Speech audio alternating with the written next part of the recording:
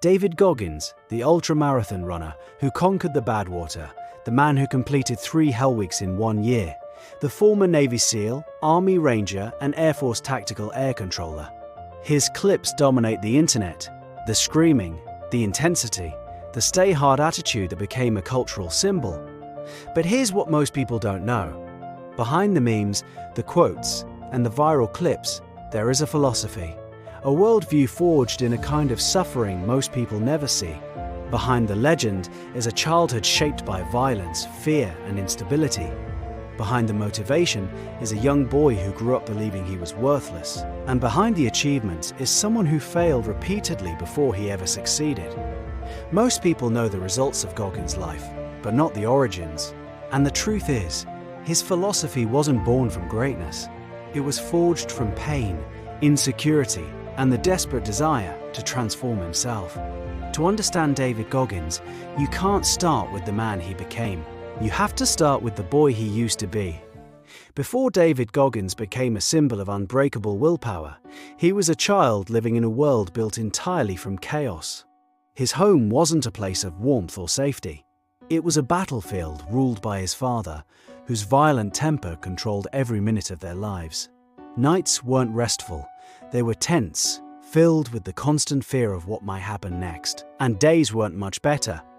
From an early age, Goggins was forced to work long hours at his father's roller rink, often until midnight, sweeping floors and handling tasks no child should ever be responsible for. There was no encouragement, no praise, no sense of childhood, just survival. School didn't offer any kind of refuge either. Goggins faced racism, social isolation, and a speech impediment that made him feel even smaller. He battled with learning difficulties, falling behind in class, and sinking deeper into a belief that he wasn't capable of anything.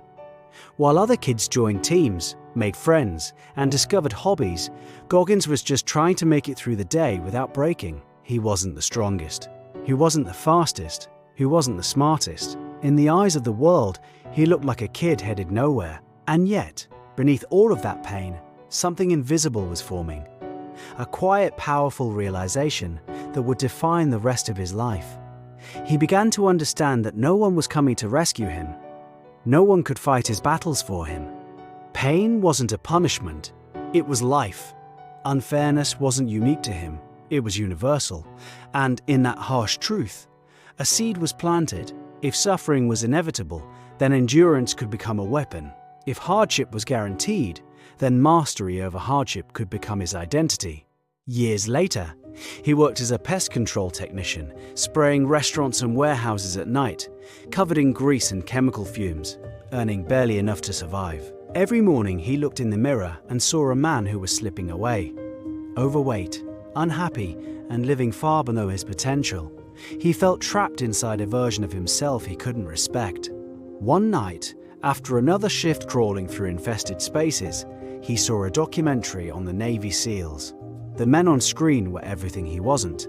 Disciplined, relentless, forged by suffering instead of crushed by it. Watching them, he felt something ignite inside him. Not admiration, but a challenge.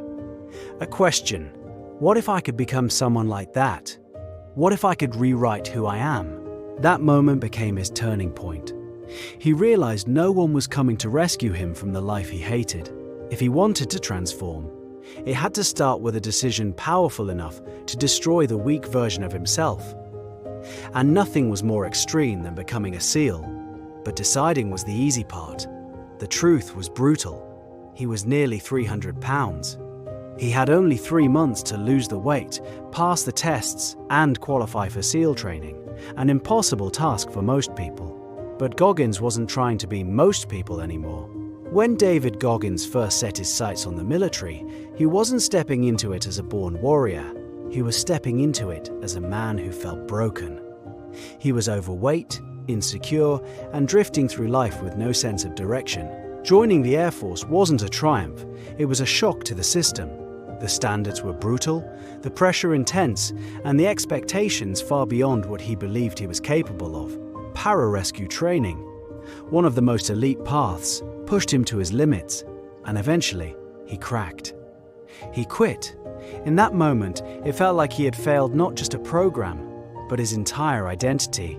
And yet, that failure didn't destroy him. It exposed something important: the gap between who he was and who he wanted to become. It forced him to confront a truth most people run from: that change requires sacrifice. That becoming someone completely different might demand the destruction of the weaker version of yourself. This realization didn't make him stronger immediately, but it planted the seed of transformation.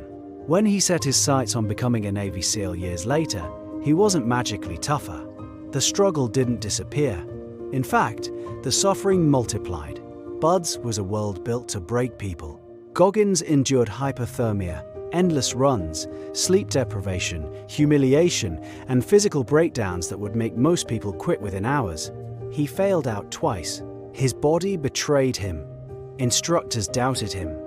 And life handed him every possible reason to walk away. But on his third attempt, something had changed.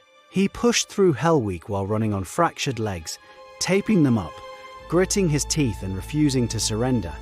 It was inside those brutal moments, bruised, bleeding, shaking from cold and exhaustion, that his philosophy was forged into something unbreakable. He realized that the body doesn't fail first, the mind does, and the mind quits far earlier than it needs to. If you can control that moment, the moment your mind screams stop, then you can expand your limits far beyond what you ever imagined. That understanding became the core of Goggins' life philosophy. Suffering is the doorway. Hardship is the training ground. And the mind, not the muscles, is the true battlefield. When people think of David Goggins, they see the extremes: the ultramarathon, the Hell Weeks, the viral clips of screaming and suffering. But his real teaching is quieter and more radical than a motivational shout. At its core, Goggins' philosophy says one simple, brutal thing: most of what you call limits are self-authored stories, and those stories can be rewritten. The first pillar is what he calls the accountability mirror. This is not some gimmick, it's a practice. You stand in front of yourself and tell the truth about the excuses, the missed workouts, the hours wasted, the soft rationalizations you use to remain small. In the mirror, you hold up facts, not stories: how much you weigh, what you didn't do, where your time went. This moment of brutal honesty is the foundation of any real change, because without accurate data, there is only hope, and hope is not a strategy. The mirror forces you to stop lying to yourself and to answer the question: what am I actually responsible for today? The second pillar follows naturally: callous the mind. Just as hands harden when you work them, the mind toughens when you voluntarily expose it to controlled discomfort.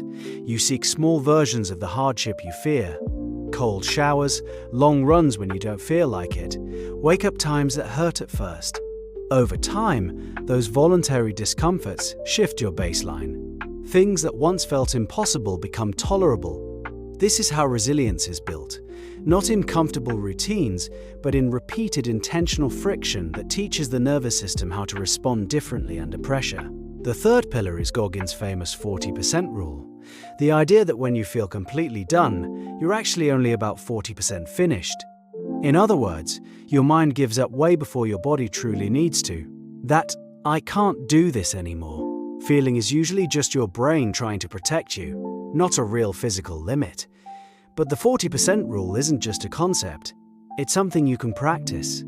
Once you understand that your first wall is not your real wall, you can start pushing a little bit past it. Not by destroying yourself every day, but by nudging your limits forward in small, controlled steps.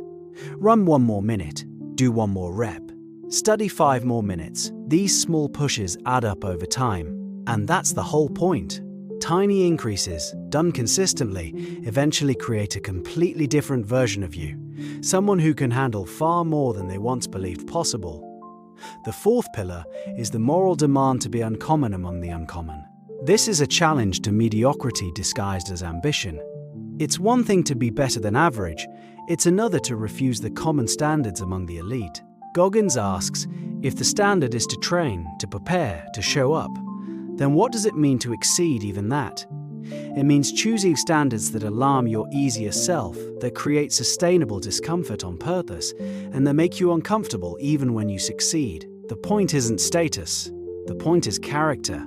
to be the person who keeps the promises you made to yourself when no one is watching. The last pillar is the idea of suffering as a teacher. Goggins doesn't glamorize pain as an end.